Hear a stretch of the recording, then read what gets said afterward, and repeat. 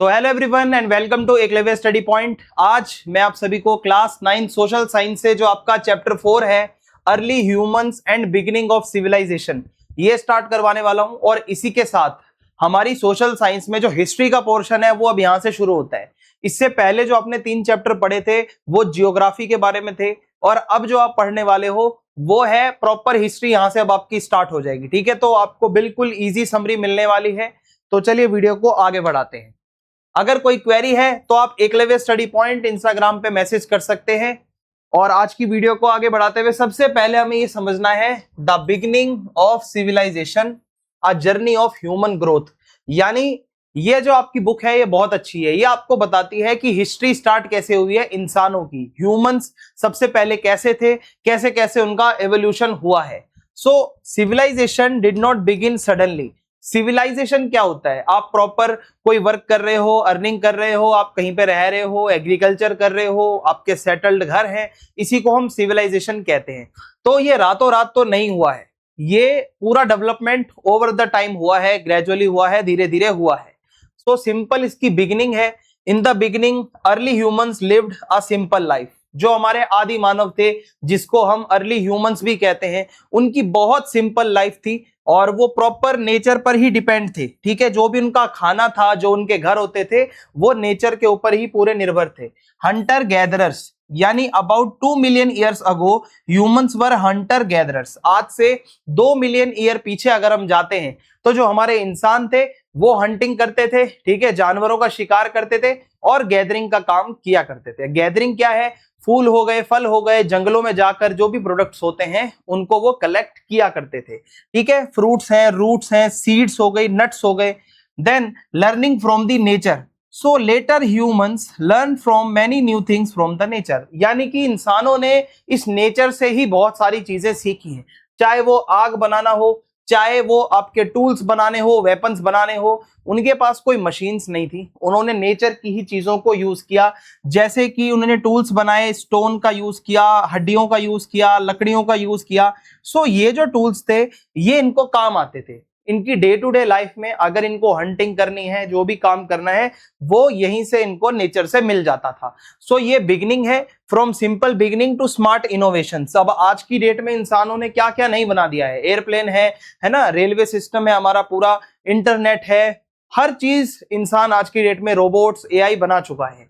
लेकिन जब आप शुरुआत देखोगे तो वो बिल्कुल नेचुरल, एक ह्यूमन जो नेचर पर ही पूरा डिपेंड था, इससे होती है। तो ये हमारी बिगिनिंग है, the journey of early humans to civilization. तो सबसे पहले क्या हुआ था, जो आग है उसकी डिस्कवरी की अगर हम बात करें, फायर से क्या होता है अगर हम बात करें, बहुत पहले जब फायर के बारे में नहीं पता था तो ह्यूमंस जो है वो रॉ मीट या कच्चा मांस खाते थे, उसको बिना पकाए वो खाते थे। लेकिन जब फायर को इन्होंने ढूंढा तो खाना बनाने में काम आया, है ना। और जब ठंड बहुत होती थी तो अगर आप आग जला लोगे तो आप वार्म रह पाओगे, आपको गर्मी लगेगी थोड़ी सी, ठीक है, ठंड से बचाव होगा। एंड आप खुद को वाइल्ड एनिमल से भी बचा पाओगे, क्योंकि जब आप आग जलाओगे तो आपको बड़ा कोई भी वाइल्ड एनिमल नुकसान नहीं पहुंचाएगा, वो आग से डरकर भाग जाएगा। इसके अलावा learning farming and keeping animals. So बहुत सालों बाद ह्यूमंस ने फार्मिंग करना सीखा। खेती बाड़ी इनको शुरू में नहीं आती थी, ह्यूमंस ने बहुत बाद में जाकर ये खेती बाड़ी सीखी और एनिमल्स को पालना शुरू किया। एंड धीरे धीरे धीरे धीरे एक बहुत बड़ा चेंज आया, उनकी लाइफ कंप्लीटली चेंज हो गई और वो एक प्लेस से दूसरे प्लेस तक जो वो घूमते थे वो घूमना बंद हुआ। एक टाइम पीरियड ऐसा भी आया जब उन्होंने अपना प्रॉपर एक शेल्टर, अपना घर बनाया जहां पर वो रहने लगी, ठीक है। सो स्मॉल सेटलमेंट्स, छोटी छोटी इन्होंने सेटलमेंट्स बनाई जो बाद में चलकर विलेजेस बने, विलेजेस धीरे धीरे बड़े होकर टाउन्स बने एंड उसके बाद टाउन्स बड़े होकर सिटीज बनी। तो इस तरीके से हमारी सिविलाइजेशनल ग्रोथ होती है ह्यूमंस की। सबसे पहले छोटे छोटे टाउन्स होते हैं, ठीक है, मतलब छोटे विलेजेस, फिर टाउन्स, देन उसके बाद सिटीज बनती हैं। So in this way early civilisations begin with farming. सबसे पहले तो इंसानों ने खेती शुरू करी, एक जगह पर रहकर, ठीक है, अपनी सेटलमेंट बनाई, टेम्पररी जैसी भी हो सकती है, कच्ची, अपना एक घर बनाया। फिर उसके बाद इंसानों ने ट्रेड करना स्टार्ट किया, अपना सामान एक्सचेंज करके, जिसको बार्टर सिस्टम कहा जाता है। जो अर्ली ह्यूमंस थे उनके पास करेंसी नहीं थी, तो वो क्या करते थे, मान लो किसी को चावल की जरूरत है और दूसरे इंसान को दाल चाहिए, तो वो आपस में क्या करते थे, उस चीज को एक्सचेंज कर लेते थे, जबकि पैसा उनके पास नहीं था। सोसाइटी धीरे धीरे बनने लगी। जब लोग साथ मिलकर काम करेंगे, साथ मिलकर ग्रुप्स में रहेंगे, फार्मिंग करेंगे, तो एक सोसाइटी पूरी बन पाएगी। ठीक है, उसके बाद है governance. So making rules, solving problems and creating order. So जब धीरे धीरे लोग इकट्ठा होकर ग्रुप्स में रहने लगे तो कॉन्फ्लिक्ट्स भी होती थी, लड़ाइयां भी होती थी, तो इनको बहुत ज्यादा ये जरूरत महसूस हुई कि एक गवर्नमेंट भी हमारे पास होनी चाहिए, ठीक है, जो सही और गलत को जो भी है पनिशमेंट वगैरह दे। सो इस तरीके से हमारी अर्ली सिविलाइजेशंस बनती हैं। ठीक है, जो एक जर्नी स्टार्ट होती है फार्मिंग से, उसके बाद एनिमल्स को पालना, धीरे धीरे वो गांव से टाउन और टाउन से सिटीज बनती है। अब अगर हम बात करें कल्चर, सो कल्चर वर्ड का मतलब क्या होता है, the way humans live, think, work and behave, कि आप किस तरीके से जी रहे हो, किस तरीके से रहते हो, क्या खाते पीते हो, कहां रहते हो, क्या काम करते हो, कैसे बिहेव करते हो। इट शोज योर कल्चर, है ना, आपकी संस्कृति को ये दिखाता है। So about 2 million years ago early humans lived a very simple life. जैसा कि मैंने आपको बताया, आज से 2 साल पीछे अगर आप जाओगे तो इंसानों की लाइफ बहुत सिंपल थी। ना तो उन्हें फार्मिंग के बारे में पता था, ना ही वो एनिमल्स को रखा करते थे। ये 2 मिलियन साल पहले की बात हो रही है। और उनका सर्वाइवल किससे होता था, हंटिंग करके। ठीक है, they hunted wild animals for food and use their skins and bones. तो खाने के लिए जानवरों का शिकार किया, फिर उन्हीं की हड्डी को टूल्स के लिए यूज किया, उनकी स्किन को भी यूज किया, ट्रेड वगैरह में काम आती थी। Then collecting fruits, roots and seeds. So मैंने आपको बताया था कि अर्ली ह्यूमंस हंटर गैदरर्स थे, वो चीजों को कलेक्ट करते थे और जंगलों से जाकर फ्रूट्स, रूट्स, सीड्स, ये सारी चीजें लाते थे, using natural shelters. So early humans रहते कहां थे, केव्स के अंदर रहा करते थे। ठीक है, या चट्टानों के नीचे रहा करते थे, या पेड़ों के नीचे रहा करते थे फॉर दी प्रोटेक्शन। सो ये है कल्चर वर्ड का मतलब, और अर्ली ह्यूमंस के बारे में थोड़ा सा मैंने आपको बता दिया है। Early humans survival and discovery. So early humans lived in small groups. जैसे आज हम एक शहर में बहुत बड़े ग्रुप में रहते हैं, लेकिन अगर हम अर्ली ह्यूमंस की बात करें तो वो बिल्कुल छोटे छोटे ग्रुप्स में रहते थे, और छोटे ग्रुप्स में रहने से वो सेफ रहते थे, अपना खाना आपस में शेयर करते थे और मिलजुल कर काम करते थे। ठीक है, उनमें बहुत अच्छा कॉपरेशन देखने को मिलता था। और अर्ली ह्यूमंस ने सिंपल टूल्स बनाए थे पत्थर के, जैसे ये आप देख सकते हो हैंड एक्स, और ये है चॉपर। सो इस टूल का यूज कहां होगा, इस टूल का यूज होगा अगर मीट काटना है, या फिर डिगिंग द रूट्स, अगर आपको वो रूट खोदकर कुछ मिट्टी से निकालना है ना, या फिर एनिमल्स की हंटिंग करनी है, तो ये 2 टूल्स का यूज होता था, हैंड एक्स और चॉपर। देन उसके बाद जब इनको आग के बारे में पता चला तो बहुत बड़ा चेंज आया। अब जो इनका खाना था वो अब पक चुका था। ठीक है, सो कुकिंग द फूड एंड गर्मी लेने के लिए, लाइट जलाने के लिए और वाइल्ड एनिमल से सेफ रहने के लिए अब इन्होंने आग का यूज किया। ये इनका सर्वाइवल था अर्ली ह्यूमंस का। From communication to civilization. ठीक है, तो इसको समझते हैं, how early humans grew, created and built a better life. तो अगर हम कम्युनिकेशन की बात करें, कम्युनिकेशन क्या होता है, अपनी बात को आप दूसरे तक पहुंचा रहे हो, फिर उसकी बात आप समझ रहे हो। ठीक है, this is communication. So slowly humans learn to communicate. धीरे धीरे उन्होंने साउंड्स का यूज किया, साइंस का यूज किया, जेस्चर्स का यूज किया, हाथ हिलाकर, है ना, एक्सप्रेशन देकर अपनी बातें रखना शुरू करी। ठीक है, and communication help them work together. अगर कम्युनिकेशन रहेगा तो अगर कल को हंटिंग करनी है या कोई भी एक्टिविटी करनी है तो वो मिलकर कर सकते हैं कम्युनिकेशन के through. And they created cave paintings. तो ऐसा पता चलता है कि वो जिस गुफाओं में रहते थे उस गुफाओं में वो पेंटिंग बनाया करते थे, जो कि एक विजुअल कम्युनिकेशन, आप देखकर पता चल जाएगा आपको कि उसमें क्या मैसेज कन्वे किया जा रहा है। तो ये क्या करते थे, गुफाओं में फोटो बना दिया करते थे, पेंटिंग्स बना दिया करते थे, एनिमल्स को हंट करते हुए दिखा दिया करते थे। Okay, so this shows they had ideas, feelings and beliefs. तो ये जो आप देख रहे हो केव पेंटिंग्स, ये बहुत बड़ा प्रूफ है कि हाँ भाई, उनके भी आइडियाज थे जो वो एक्सप्रेस कर पाते थे। Cultural development made life better. So in this way, cultural development helped humans become smarter, safer and organized. जब इनके कल्चर का डेवलपमेंट हुआ तो यही ह्यूमन स्मार्ट बना, ठीक है, और यही ह्यूमन ऑर्गेनाइज बना और सेफ रहने लगा। धीरे धीरे इसी से ही फार्मिंग स्टार्ट हुई, इसी से ही वो एक जगह पर सेटल होना स्टार्ट हुआ, सिविलाइजेशंस ग्रो करने लगी। So this was the journey of ideas, culture and progress. यानी कि जो आज हम हैं वो होने से पहले हम ये थे जो अभी तक मैंने आपको बताया। ठीक है, human history is divided into two parts. Our past help us understand our present and build our future. तो अगर आप हिस्ट्री पढ़ते हो, हमारा पास्ट हमारे प्रेजेंट के बारे में हमें बहुत कुछ बताता है, और प्रेजेंट और पास्ट के बारे में पता होगा तभी फ्यूचर में कुछ अच्छा हो पाएगा। तो ह्यूमन हिस्ट्री जब हम पढ़ते हैं तो इसको दो पार्ट्स में हम डिवाइड कर देते हैं, एक है प्री हिस्ट्री और एक है आपकी हिस्ट्री। प्री हिस्ट्री का मतलब होता है जब राइटिंग का इन्वेंशन नहीं हुआ था, उससे पहले की हिस्ट्री, यानी कि रिटन में कुछ भी नहीं है। When early humans didn't know how to write, so there are no written records from this period. कुछ भी लिखित में, रिटन में इस पीरियड से नहीं मिलता। ये आपकी प्री हिस्ट्री है। और if I talk about history only, तो ये है जब लिखना इन्वेंट हो गया था, जब इंसानों ने कुछ ना कुछ लिखना स्टार्ट कर दिया था, अपने इवेंट्स, अपने आइडियाज, अपने रिकॉर्ड्स को लिखा जाने लगा। सो जब इस पीरियड से हमें रिटन में रिकॉर्ड मिले तो इसको हिस्टोरिकल पीरियड कहा गया, और जब रिकॉर्ड्स रिटन में नहीं थे तो उसको हम प्री हिस्टोरिक पीरियड भी कहते हैं। ठीक है, सो ये दो पार्ट्स में हम पूरी हिस्ट्री को डिवाइड करते हैं। अगर मैं बात करूं प्री हिस्ट्री में, अगर रिटन में कुछ नहीं है तो आप हिस्ट्री कैसे पढ़ोगे, आपको कैसे फैक्ट्स के बारे में पता चलेगा? तो इसके लिए जो पुराने स्टोन के टूल्स मिलते हैं, जो अर्ली ह्यूमंस ने पत्थर का यूज करके बनाए थे, हम उन स्टोन्स के बारे में स्टडी कर सकते हैं।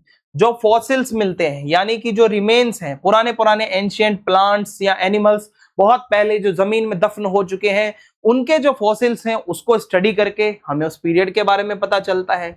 बोन्स, यानी कि जो इंसानों की हड्डियां मिलती हैं जब हम एक्सकेवेशन या खुदाई करते हैं आर्कियोलॉजिस्ट लोग, तो ये सारी चीजें भी बहुत बड़ा प्रूफ होती हैं। उसके बाद है केव पेंटिंग्स, गुफाओं के अंदर जो ड्राइंग्स बनाई हैं दीवारों के ऊपर, वो भी एक बहुत बड़ा प्रूफ है हमारे लिए। चाहे वो भले ही रिटन में ना हो, पर विजुअल्स देखकर बहुत सी चीजें जो है उसका आइडिया लग जाता है। इसके अलावा ओल्ड शेल्टर्स, जो पुराने घर देखोगे, ठीक है, उसको देखकर भी आप बहुत सारी हिस्ट्री लिख सकते हो। तो ये सारी वो चीजें हैं जिससे हम प्री हिस्ट्री का पास्ट या हिस्ट्री हम पढ़ पाते हैं। So these things help us understand कि अर्ली ह्यूमंस क्या खाते थे, कहाँ रहते थे, और कैसे टूल्स को यूज करते थे, और नेचर में सर्वाइवल के लिए वो क्या करते थे। अगर आप इन रिमेन्स को अच्छे से पढ़ते हो तो आपको बहुत अच्छा खासा पूरी स्टोरी पता चल जाएगी अर्ली ह्यूमंस की और उनकी जर्नी की, उनकी जो प्रोग्रेस रही है, उनका जो डेवलपमेंट रहा है, वो आप बहुत अच्छे से समझ पाओगे। History begins. अब अगर हम सेकंड जो हमारी हिस्ट्री होती है, जिसको हम हिस्ट्री ही कहते हैं, यानी कि जहां से हमें रिटन में चीजें मिलना स्टार्ट हुई, तो उसका अगर हम बात करें तो after the invention of writing, जब इंसानों ने लिखना सीख लिया तो रिटन रिकॉर्ड से हमें उनके पास्ट की थोड़ी सी और क्लियर जानकारी, यहाँ कह सकते हो इंफॉर्मेशन, मिलने लगी। अब रिटन रिकॉर्ड क्या होते हैं? एक तो होता है इंस्क्रिप्शन, यानी कि इंस्क्रिप्शन वर्ड का मतलब है यहाँ पे कोई मेटल की चीज है या कोई पत्थर है ना, कोई हार्ड सरफेस पे आप जब कुछ भी लिखते हो तो वो है आपका इंस्क्रिप्शन। फिर है मैन्यूस्क्रिप्ट, यानी कि हाथ से लिखी हुई। याद रखना, ये आपकी प्रिंट वाली बुक नहीं है, ये हैंड रिटन बुक्स है जो कि आपको पास्ट के बारे में बताती हैं। इसके अलावा जो ऑफिशियल पेपर्स या कोई भी रिकॉर्ड्स जैसे ब्रिटिश टाइम पीरियड से हमें मिलते हैं, वो इसके अंदर आ जाएंगे। सो ये सारी चीजें हैं।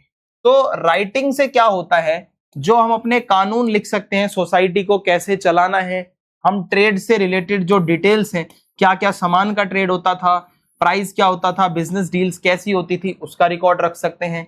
हमारे जो रिलीजियस बिलीफ्स हैं उसके बारे में हम सारी चीजें लिख सकते हैं, या गवर्नमेंट कैसे वर्क करती है, कितना टैक्स कहाँ लगेगा, कौन सा ऑर्डर देना है। तो रिटर्न में अगर अपने को मिलता है तो उस पर्टिकुलर टाइम पीरियड के बारे में हमें अच्छी खासी इंफॉर्मेशन मिल जाती है। सो अगर आप इन ओल्ड रिमेन्स को पढ़ते हो, इसी को ही आर्कियोलॉजी कहा जाता है। जब आप पुरानी चीजों को खुदाई करके, ढूंढ कर, है ना, फाइंडिंग्स करके निकालते हो रिकॉर्ड्स को, उसको स्टडी करते हो, सो ये आर्कियोलॉजिस्ट होते हैं। ठीक है, ये पुरानी पुरानी चीजों को निकालते हैं, केयरफुली उसको एग्जामिन करते हैं, केयरफुली उसको पढ़ते हैं कि वो क्या है। So through archaeology, we learn how humans changed from a simple life to a more developed society. So ये archaeology की वजह से ही हमें पता चल पाता है कि पहले हम हंटर गैदरर्स थे, उसके बाद हमने फार्मिंग करी, फिर हमने ट्रेड किया, हमने एक रिलीजन भी बनाया इंसानों ने ही, हमने लिखना शुरू किया, धीरे धीरे हमारी टेक्नोलॉजी आगे बढ़ी। ठीक है, ये सारी चीजें हमें हिस्ट्री से ही पता चलती हैं। आगे बढ़ते हैं, द 3 स्टोन एजेस। सो अब मैं आपको प्री हिस्ट्री के बारे में थोड़ा सा डिटेल में पढ़ाने वाला हूं। यहां पर आपको स्टोन एज के बारे में पढ़ना है। पहले के सिलेबस में ये सब नहीं होता था, लेकिन अगर अभी आप इसको पढ़ लोगे तो आगे आपको कोई प्रॉब्लम नहीं आएगी। देखो बहुत सिंपल है, यहां पर स्टोन एज का मतलब देखो, स्टोन यानी कि पत्थर। सो यहाँ पे ये जो इसका पीरियडाइजेशन है, इसका मतलब है कि dividing history into different time periods. हमने अलग अलग 3 पीरियड में अपनी हिस्ट्री को डिवाइड कर लिया है। इससे क्या होगा कि जो प्री हिस्ट्री है ना, वो बहुत ऑर्गेनाइज्ड हो जाएगी। यहाँ पे सिंपल हमने कैटेगरी बना ली और अब समझने में दिक्कत नहीं होगी। सो प्री हिस्ट्री को हमने कैसे यहाँ पे डिवाइड किया है, जो इंसानों ने टूल्स यूज करे थे वो टूल्स के बेसिस पर ही हमने इसको डिवाइड किया है। सो इस टाइम पे सबसे ज्यादा जो कॉमन मटेरियल है जो यूज होता था वो है पत्थर यानी कि स्टोन। सो प्री हिस्टोरिक टाइम को हमने क्या करा, स्टोन एज में ही डिवाइड कर दिया कि जो वो पत्थर के टूल यूज हो रहे थे उस एज में, तो वो कैसा पत्थर था, कैसे कैसे टूल्स थे, इसके बेसिस पर हमारे 3 एज हमने बना दी हैं। तो सबसे पहले है हमारी पैलियोलिथिक एज। ये क्या है, ये ह्यूमंस का सबसे अर्ली स्टेज है, इंसानों का बिल्कुल आप मान के चलो शुरुआत का टाइम पीरियड था। और इसमें हंटर गैदरर जो थे ना, वो इंसान इसी पीरियड में थे, जो हंटिंग करी, शिकार करा, उसके बाद चीजों को कलेक्ट किया और उसको ले आए। ठीक है, और इस टाइम पे टूल्स जो थे ना, वो बहुत सिंपल और बहुत रफ टूल्स होते थे, ज्यादा फाइन या शेप वाले टूल्स नहीं थे। बस ये है कि हाँ, टूल के नाम पर एक पत्थर है, उससे वो यूज करते थे। एंड ये जो इंसान है, ये गुफाओं में रहते थे या टेम्परेरी शेल्टर इन्होंने अपना बना रखा था, वहां पर ये रहा करते थे। तो कंप्लीटली इनका जो डिपेंडेंस था वो नेचर पे था। इसको आप कह सकते हो पैलियोलिथिक एज, या फिर आप ओल्ड स्टोन एज भी इसको कह सकते हो। सबसे पहली स्टेज यही है जब आप प्री हिस्ट्री को पढ़ते हो। फिर उसके बाद थोड़ा सा आगे बढ़ोगे तो मीजोलिथिक एज आती है, जिसको मिडल स्टोन एज भी कहा जाता है। ये थोड़ा सा चेंजिंग पीरियड है। ह्यूमंस अभी भी हंटिंग गैदरिंग करते हैं, लेकिन उन्होंने जो टूल्स थे, पहले रैंडम रफ टूल्स होते थे, अब उन्हीं टूल्स को थोड़ा सा शार्प कर लिया, थोड़ा स्मॉल टूल्स आ गए, जिसको माइक्रोलिथ कहा गया। यानी कि पत्थर तो अभी भी यूज हो रहा है, लेकिन थोड़ा उस पत्थर को छोटा कर दिया, शार्प कर दिया। सो धीरे धीरे उन्होंने क्या करा, फिशिंग को भी करना शुरू कर दिया, मछली पकड़ना, फिर फिश को भी अपनी डाइट में ऐड कर दिया यहाँ पे। और धीरे धीरे डोमेस्टिकेशन ऑफ द एनिमल्स, यानी कि जानवरों को पालना मीजोलिथिक एज में इंसानों ने शुरू कर दिया था। फिर उसके बाद थोड़ा सा और अपग्रेड होता है, नियोलिथिक एज आती है। नाम से ही पता चल रहा है, न्यू स्टोन एज। ठीक है, ये सबसे बड़ा टर्निंग पॉइंट था ह्यूमंस की हिस्ट्री। जब भी हम पढ़ते हैं तो न्यूलिथिक एज का मतलब है कि कुछ नया होने जा रहा है। ठीक है, पहले से बहुत बड़ा चेंज आने वाला है। यहाँ इंसानों ने फार्मिंग करना शुरू कर दिया था और परमानेंट घर बनाकर रहने लगे थे। अब वो हंटिंग गैदरिंग वाला सीन खत्म हो गया है। यहाँ पे जब आप इस एज में आते हो तो अब यहाँ पे जो स्टोन के टूल्स यूज हो रहे थे वो बहुत पॉलिश थे, बहुत अच्छे टूल्स थे। और यहाँ पे इंसानों ने मिट्टी के बर्तन भी यूज करना स्टार्ट कर दिया था। ठीक है, और वीविंग, बुनाई का काम भी स्टार्ट कर दिया था, और जानवरों को अच्छे से पालना शुरू कर दिया था एक जगह पर टिक कर। ठीक है, तो ये 3 स्टोन एज है जो मैंने आपको बताई है। कंक्लूजन यही है कि ये एजेस हमें बताती हैं इंसानों ने धीरे धीरे टूल्स को इंप्रूव किया, अपने जीने के तरीके को इंप्रूव किया। ठीक है, सो पैलियोलिथिक एज, मेसोलिथिक और नियोलिथिक, ये प्री हिस्ट्री को हमने 3 पार्ट्स में डिवाइड कर दिया। और यहां से जो बेसिक्स हैं, आप क्लास 9th में हो तो इतना ही आपको पढ़ना है, इतना आपको पता होना चाहिए। Who were human ancestors. अगर हम बात करें कि हमारे पूर्वज कौन थे, हिस्ट्री से हमें क्या पता चलता है। देखो, ह्यूमंस ऐसा नहीं है कि आसमान से टपककर सीधा धरती पर हम ह्यूमन बन के आ गए थे। ह्यूमंस का एवोल्यूशन हुआ है, हम धीरे धीरे over the millions of the years हम चेंज हुए हैं, और इसी को हम इवोल्यूशन कहते हैं। यानी कि हमारे अंदर धीरे धीरे बदलाव आया है। पहले हम ऐसे जैसे आज दिखते हैं ऐसे नहीं थे। सो हमारे जो पूर्वज थे, अगर मैं आपको ये फोटो दिखाऊं तो सबसे पहले आज से 4 से 2 मिलियन ईयर्स अगो आप जाओगे तो ऑस्ट्रेलोपिथिकस जो आप अपने सामने देख पा रहे हो, कुछ इस तरीके से जो ह्यूमन है वो दिखा करते थे। आपको देखकर बहुत हैरानी होगी, लेकिन यही सच्चाई है। फिर होमो हैबिलिस, आज से 2.4 से लेकर 1.4 लगभग 1.5 मिलियन साल पहले अगर आप जाओगे तो हम होमो हैबिलिस इस वाले स्टेज में थे। फिर उसके बाद होमो एरेक्टस, क्योंकि इसका नाम एरेक्टस है, यहां से आप देखोगे कि पहले जो इंसान है वो थोड़ा झुककर चलता था, ठीक है, जैसे आपने देखा होगा ये थोड़ा सा एक एनिमल टाइप से लग रहे हैं, लेकिन बाद में ये थोड़ा अपने दो पैरों पर अच्छे से खड़े होकर चलने लगे। सो ये आज से लगभग 1.9 मिलियन ईयर्स अगो आप पीछे जाओगे तो ऐसे थे। फिर उसके बाद आते हैं होमो निएंडरथलेंसिस, ठीक है, या होमो निएंडरथल, ये आज से लगभग 40,000 साल पहले, 4 लाख साल पहले इस तरीके से ह्यूमंस दिखा करते थे। फिर होमो सेपियंस आते हैं, ठीक है, जो आज की डेट में है ह्यूमन, प्रॉपर एक शेप में है, हम इंसान इस तरीके से हैं, जानवरों से बिल्कुल अलग दिखते हैं, इसको होमो सेपियंस कहा जाता है। सो धीरे धीरे ह्यूमंस डेवलप हुए हैं, ठीक है, they became physically stronger to survive, हमारी बॉडी धीरे धीरे स्ट्रांग हुई है। इंसानों का ब्रेन जो है ना वो पहले से बहुत बदला है, प्रॉब्लम सॉल्विंग जो ब्रेन है वो पहले नहीं था। अगर मैं बात करूं जो ये हमारी पहली, दूसरी या तीसरी स्टेज है और जो होमो सेपियंस है, तो इसके दिमाग में बहुत ज्यादा डिफरेंस है, ठीक है, ये ज्यादा सोच सकते हैं, अच्छे से सही गलत की पहचान कर सकते हैं ना, प्रॉब्लम सॉल्विंग एबिलिटी, लेकिन इन वालों में नहीं थी।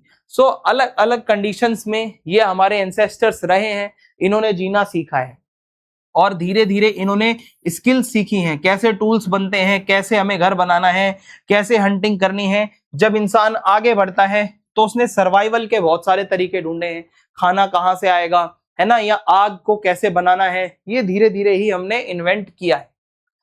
सो the journey of humans from our earliest ancestors to modern humans. So Australopithecus, अगर थोड़ा सा इसके बारे में हम डिटेल में बात करें तो Australopithecus one of the earliest human ancestor माने जाते हैं। दो पैरों पर ये चलने की क्षमता रखते थे और इस तरीके से ये दिखते थे। And walking upright made it's hand free, ठीक है, and hands help in carrying food and using tools, तो जो इनके हाथ हैं इनमें ये टूल्स अपने कैरी करते थे, जो भी थे इनके पास, खाना अपना रखते थे। फिर उसके बाद आता है होमो हैबिलिस, ये क्या है, इसको हैंडीमैन भी कहा जाता है, और इन वाले ह्यूमंस ने स्टोन के टूल्स बनाना स्टार्ट करा और इससे ये टूल से अपना मीट काटते थे, है ना, खाना वगैरह कलेक्ट करते थे। फिर उसके बाद होमो इरेक्टस जब आते हैं तो इन्होंने क्या, आग को खोज लिया था, ठीक है, कैसे फायर का यूज करना है ये इनको पता था। अब फायर का यूज कर लिया है तो आप उसका खाना बना सकते हो, है ना, फायर का यूज करके आपको ठंड में आराम मिलेगा, आपको लाइट मिलेगी, वाइल्ड एनिमल से भी आप बचे रहोगे।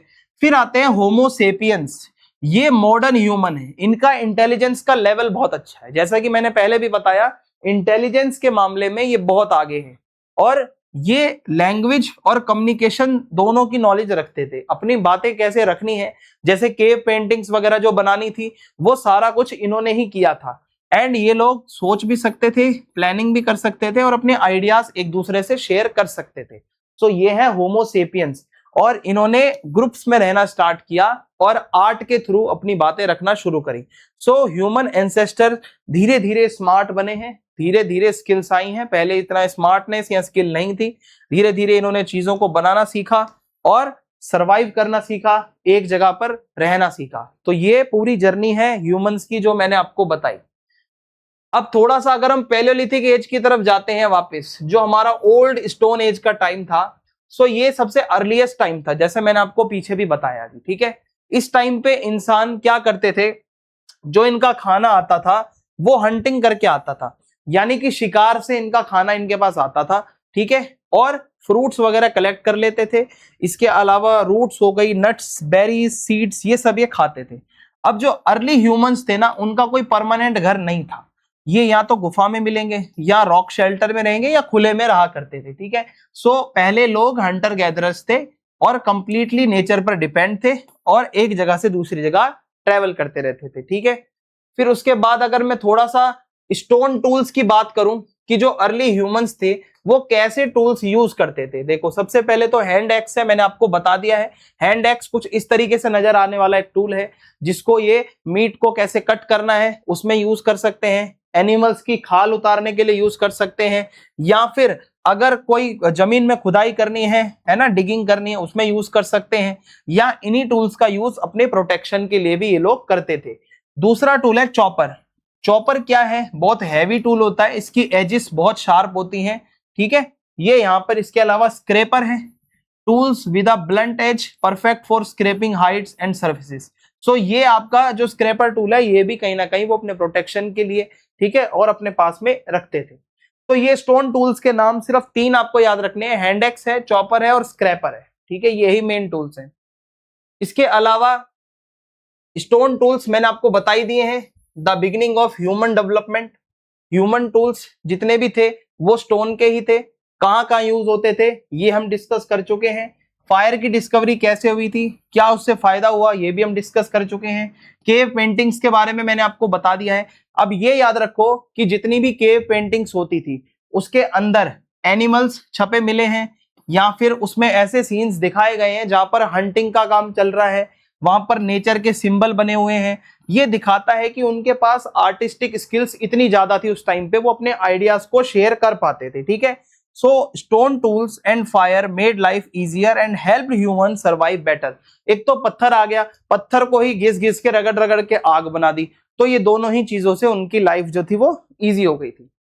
जब आप मिडिल स्टोन एज में आते हो, ये भी मैंने आपको बता दिया है, जिसको मेसोलिथिक एज भी कहते हैं, यहां पर हंटिंग से थोड़ा सा शिफ्ट होकर इंसान फार्मिंग की तरफ आ गया था, ठीक है। हंटिंग तो चली रही थी लेकिन साथ साथ यहाँ पर फिशिंग भी करने लग गए थे और फ्रूट्स और प्लांट्स को भी कलेक्ट करने लग गए थे, और एनिमल्स ने कुत्ते को भी पाला यहाँ पे। इस टाइम पे सबसे शुरू में डॉग्स जो थे ना वो सबसे पहले डोमेस्टिकेटेड होने वाले जानवर थे, मान के चलना। इंसान का सबसे पहला दोस्त इसको माना जाता है, और डॉग से हमें बहुत मदद मिलती थी। हंटिंग के टाइम पे डॉग्स को साथ ले जाते थे, और जहां पर इंसान रहता है वहां कोई खतरा ना हो तो डॉग्स को घर के बाहर बांध दिया जाता था। तो ये दोनों कामों में डॉग्स का यूज होता था, ठीक है। उसके बाद जब हम नियोलिथिक एज में आते हैं, जो न्यू स्टोन एज के नाम से भी जाना जाता है, ये सबसे बड़ा टर्निंग पॉइंट था। ये भी मैं आपको बता चुका हूं। फार्मिंग का बिल्कुल अच्छे से सेटल्ड फार्मिंग इंसान यहाँ पे करने लगा, और जानवर भी बढ़ गए थे इस टाइम पीरियड में आके। चाहे आपकी वो भेड़ है, बकरी है, गाय भैंस है, कुत्ते हैं।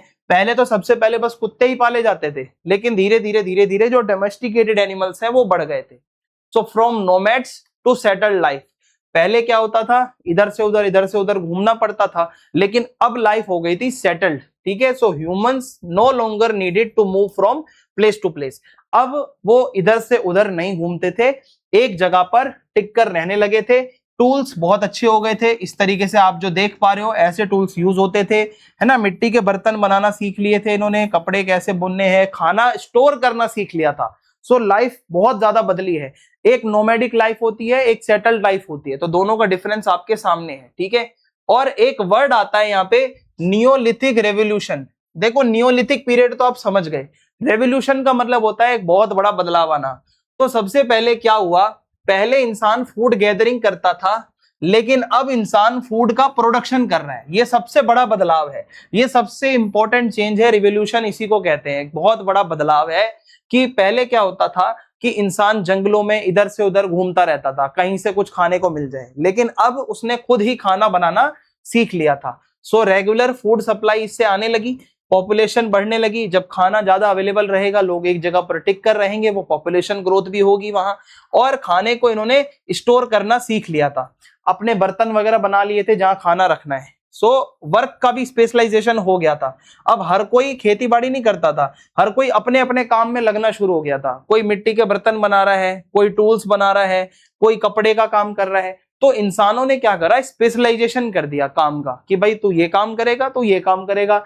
और कोई बिल्डिंग का काम कर रहा है जिसको मिस्त्री भी कहते हैं, कोई ट्रेडर बन गया, कोई आर्टिस्ट बन गया। तो यहां से इंसान अलग अलग रास्तों पर निकल गया और अपना अपना काम हर कोई करने लग गया, ठीक है। तो ये मैंने आपको बता दिया है।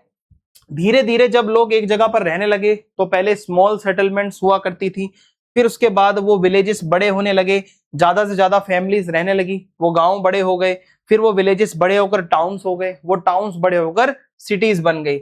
सो सोसाइटीज जो थी ना वो ज्यादा ऑर्गेनाइज हो गई, ट्रेड ज्यादा से ज्यादा होने लगा, लोग आपस में कोऑपरेट करने लगे, सोशल ग्रुप्स बनने लगे, अलग अलग काम करने वाले लोगों का अलग अलग ग्रुप बन गया।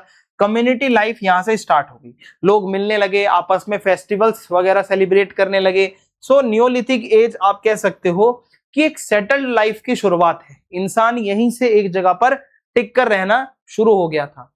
अब थोड़ा सा अगर हम, एक टॉपिक है एंशियंट रिवर वैली सिविलाइजेशंस, इसको समझ लेते हैं।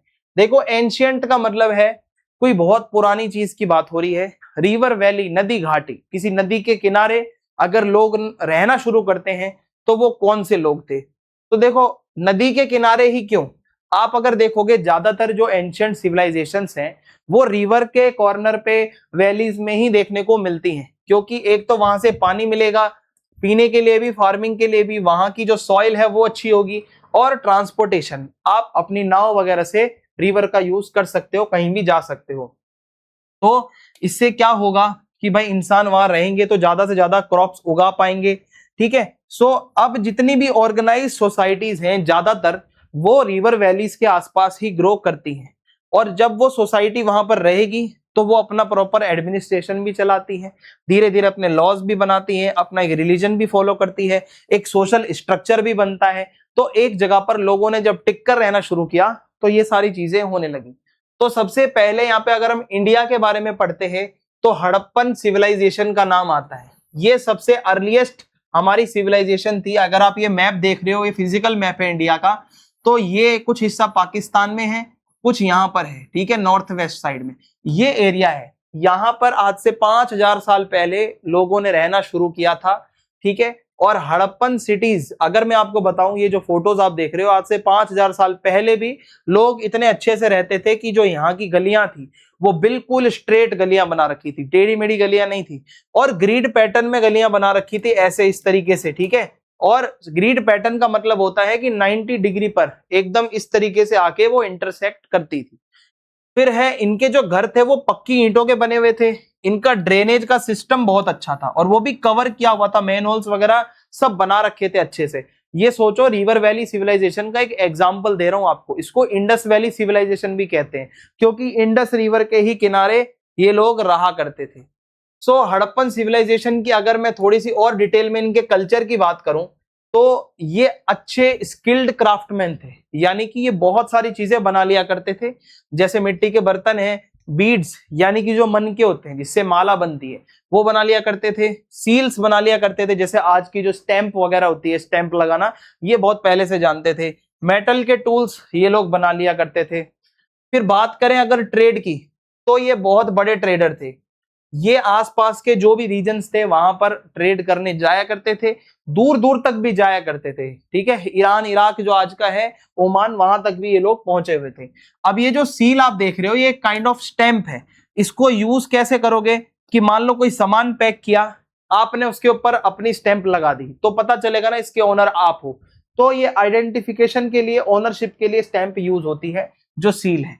और इसके अलावा यहाँ पर एग्रीकल्चर होता था, जानवर पाले जाते थे, टूल्स भी ये लोग बनाते थे, क्राफ्ट का काम यानी कि हैंडीक्राफ्ट, बर्तन बनाना, ये सारे है ना, ज्वेलरी वगैरह बनाना, ये लोग काम किया करते थे। सो यहीं से आप कह सकते हो सिविलाइजेशंस की स्टार्टिंग होती है, जब आप हड़प्पन पीरियड को पढ़ते हो, या आप 12th क्लास में अब आप आगे पढ़ोगे जाके, ठीक है, डिटेल में इसके बारे में। आगे बढ़ते हैं अब हम। मेसोपोटामियन सिविलाइजेशन, ये भी एक रिवर वैली सिविलाइजेशन है। देखो भाई, अब मेसोपोटामिया वर्ड का मतलब होता है कि एक ऐसी जमीन जो दो रिवर्स के बीच में है, ठीक है। अब ये कहां की बात कर रहे हैं, आज का जो इराक है, ठीक है, इराक के पास जो ये पूरी की पूरी सिविलाइजेशन है ये डेवलप हुई।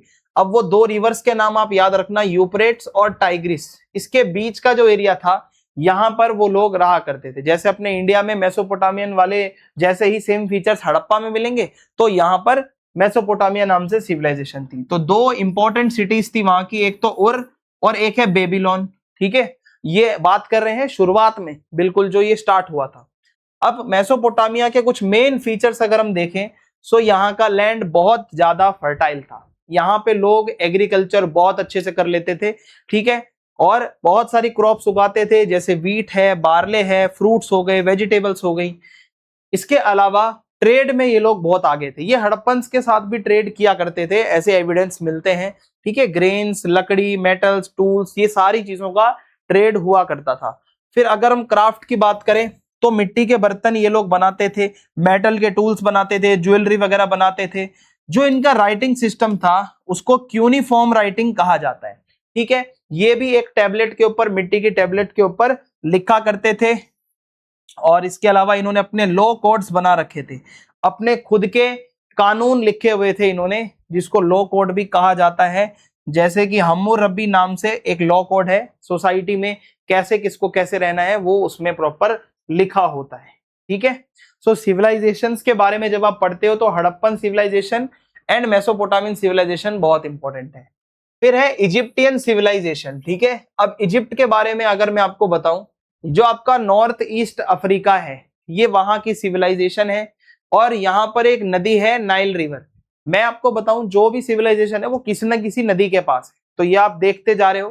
ठीक है, सो नाइल रिवर जो है वो इजिप्ट की लाइफलाइन थी, और यहाँ के आसपास का जितना भी रिवर का एरिया था फर्टाइल था, बहुत अच्छा था एग्रीकल्चर के लिए। यहाँ पर वीट बार्ले ये लोग उगाया करते थे। अब जो इजिप्ट में रूलर होते थे उनको पैरो कहा जाता था। ठीक है, ये पैरो आपने देखा होगा, इन्हीं को ही फिर वो मम्मी बनाकर उसमें डाल देते हैं ना, इनकी कब्र बनाते हैं। तो ये इजिप्ट वाले वही किंग्स होते थे जिनको पैरो कहा जाता था। तो ये लोग अपने पिरामिड बनाते थे, टेम्पल्स बनाते थे, इनका अपना रिलीजन भी था।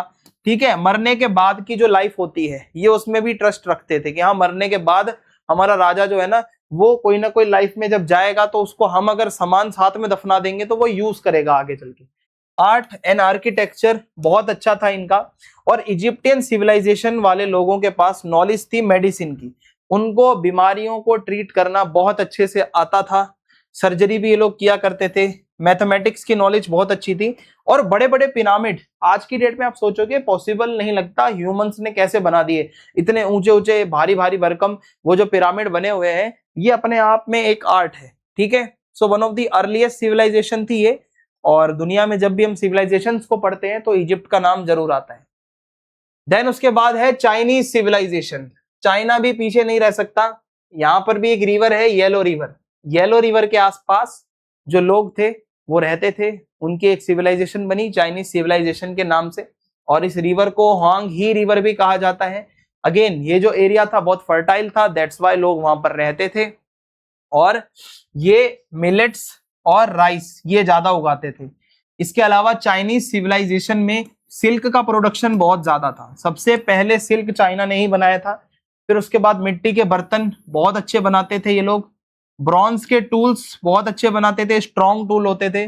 लिखने का जो ट्रेडिशन है यहाँ से इन्होंने स्टार्ट किया था।